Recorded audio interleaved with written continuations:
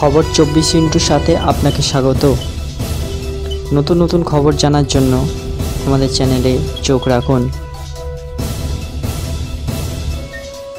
নতুন করে বিক্ষোভে উত্তপ্ত রাজপথ। শুক্রবার সারা রাত রাস্তাতেই কাটালেন একদল শিক্ষক শিক্ষিকা।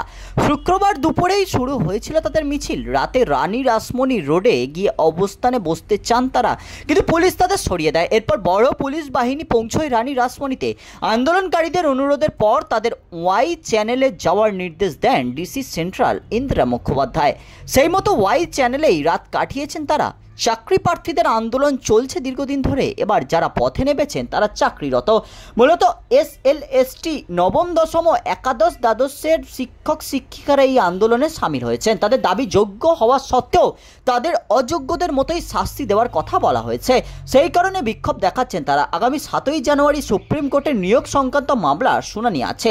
ততদিন পর্যন্ত পথেই অবস্থানে থাকতে চান তারা। সেই অনুমতি চেয়ে আজ শনিবার লালবাজারে যাবে ওই শিক্ষকদের একটি প্রতিনিধি দল। যারা আন্দোলন করছেন তারা মূলত 2016-র এসএলএসটিতে নিযুক্ত। তাদের দাবি যোগ্য যারা তাদের প্যানেলে যাতে বাতিল না হয়। যাদের বিরুদ্ধে কোনো অভিযোগ নেই সেই যোগ্যদের জন্যও কেন একই শাস্তি, তা নিয়ে প্রশ্ন তুলেছেন ওই শিক্ষক শিক্ষিকারা। ব্যুরো রিপোর্ট, খবর 24/7।